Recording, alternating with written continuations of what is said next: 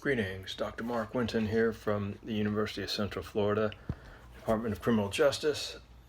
And what I'd like to do in this video is spend a little bit time talking about Chapter 3, which is Drug Control Policy in America. Now, I'm not going to go into details about all the laws, the acts, and the history. That's in your textbook and you can read it. But what I want to do is to start looking at the whole idea about we've been there before, and that, begin to look at what worked, what didn't work, what we've tried, what succeeded, what failed, and what was going on previously, and how does all this historical analysis help us understand where we're at now and where we may want to go in the future. It's no secret that a lot of our policies in drug control have been failures. We've had, of course, some successes, but we've also had a lot of problems. Obviously, the war on drugs was very problematic. So if we start thinking about drugs, people have used drugs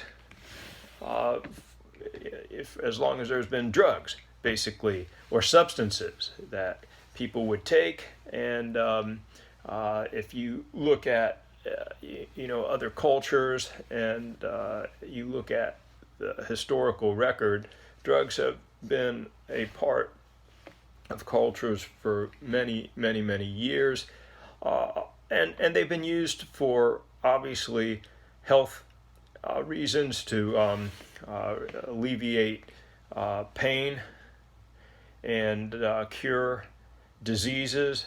Also, they've been used at religious rituals and also in celebrations and for recreational purposes. And the attitudes that different groups have toward drugs has changed over time, where you might have one group that's really supportive of a particular drug, and then you have another one that wants it to be banned and not available to anyone. And so we get into this whole idea about how these drugs become legal to use by some, or illegal to possess or use. And we get into this whole idea of the social construction of drug laws. In other words, we might say, well, why can adults use tobacco and alcohol, but they can't use other drugs if we, like marijuana, for example? What's the rationale there? How did marijuana become this illegal drug, but alcohol remains legal, or tobacco, for example? If you look at death related to drugs, and you take all the illegal, illicit drugs, deaths related, and you compare that to deaths related to alcohol and or tobacco, you'd be shocked to see the difference and the high rates of death related to alcohol or tobacco use. And of course, people say, well, you're talking about legal versus illegal. But still, if we use death as an objective indicator of problems, we see that we have a huge problem with alcohol and tobacco as it relates to health, even though they're legal to use. Also, we begin to see how different drug scares occur throughout history, and how it may be related to, it is related to the political controllers at a particular time, and also social movements to legalize or to ban or to criminalize different drugs. So your textbook, your authors do an excellent job of looking at drug regulation, and they start looking at drug regulation in the 19th century, and how really the medical profession began to take a big part of control over drugs. and they used drugs for different types of medical problems. And obviously morphine was used to lessen pain. And we also see that that one original formula of a soft drink, soda drink, actually contained cocaine until the early 1900s. And so we begin to look at the different attitudes that this had, and the regulation and the organizations that supported or were antagonistic toward particular drugs. Continuing on, we look at how there is a push to start regulating and licensing professionals who would manufacture or distribute drugs, and how different laws were created. You can take a look at the 1906 Pure Food and Drug Act, and looking at what that entailed, looking at the Harrison Act of 1914, and the Marijuana Tax Act of 1937. That's kind of interesting, isn't it? You know, think about that. The Marijuana Tax Act of 1937, that was quite some time ago. And now we're thinking about, well, you know, how does taxing marijuana where it's legal in different states, how does that relate to the whole scheme of things in that state or in society in general? Also, you can read about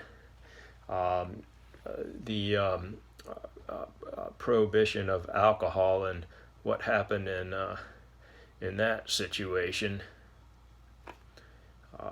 Didn't really work out too well, did it?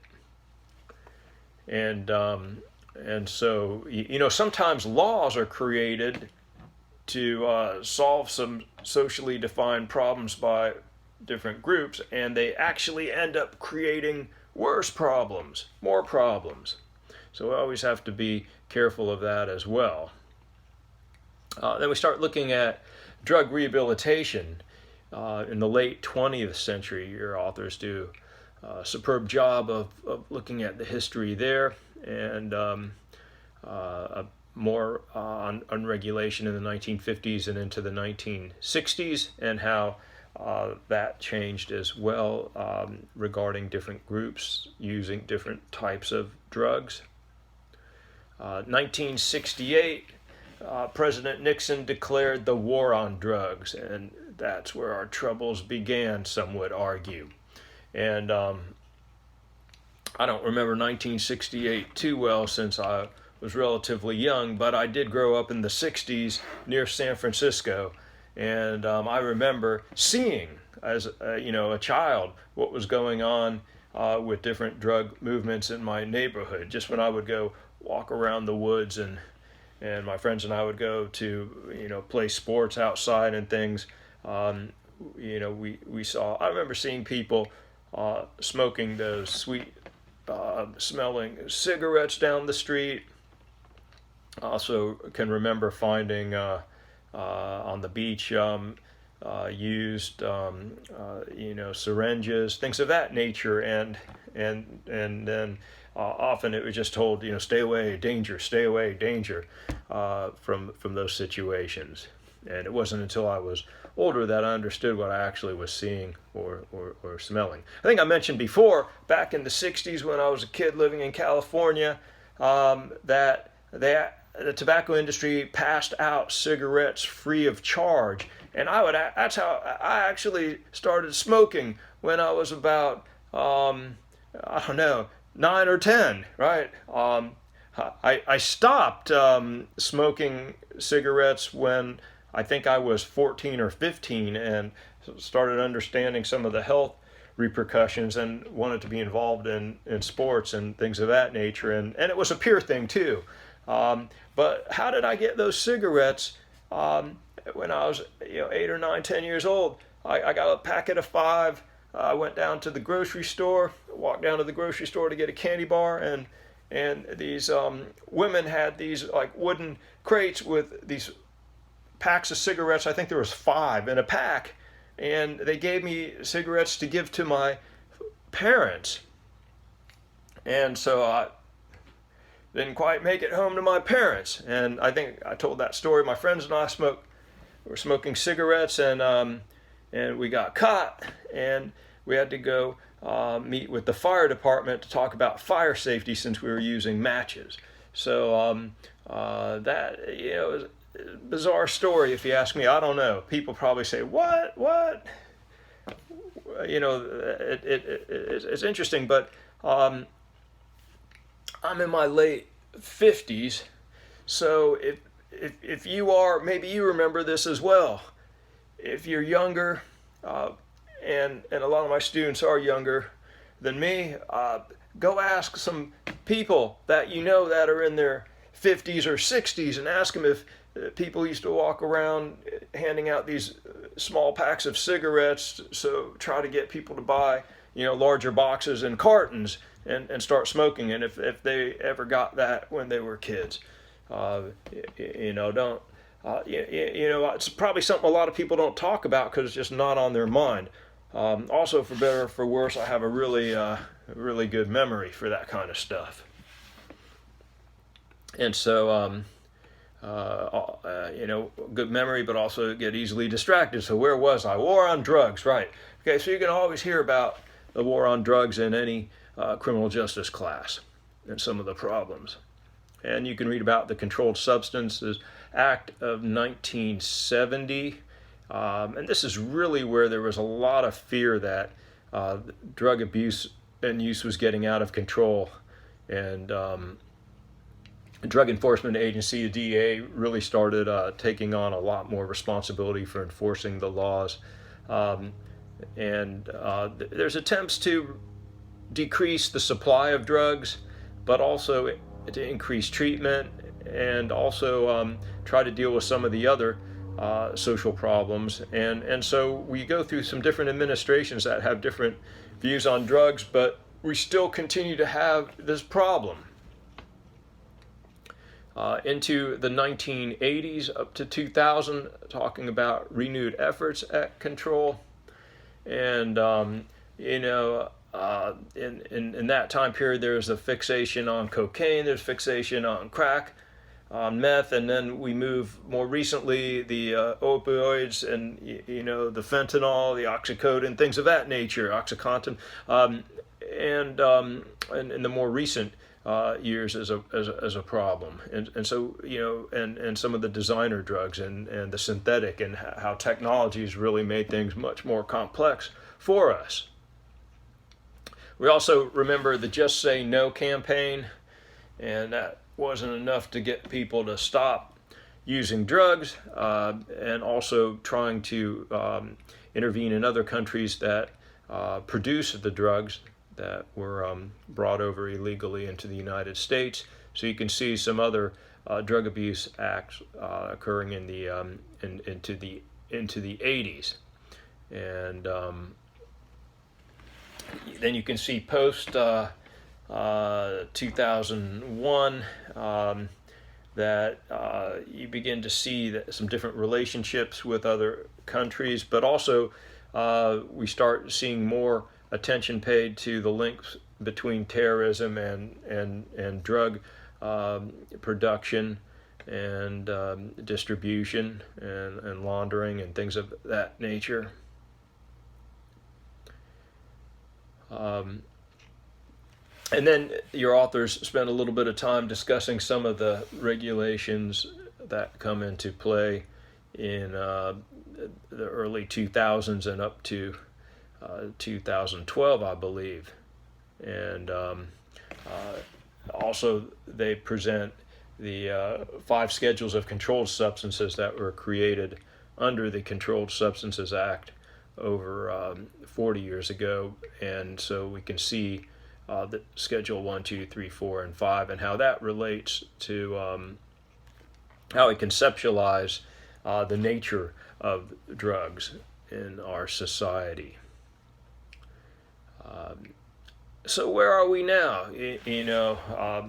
Do we have conservative or liberal laws or policies? Do we focus, for example, the conservative would be more tougher laws and penalties and deterrent strategies, while liberal policies and laws would be more related to alternatives to incarceration and more funding for rehabilitation.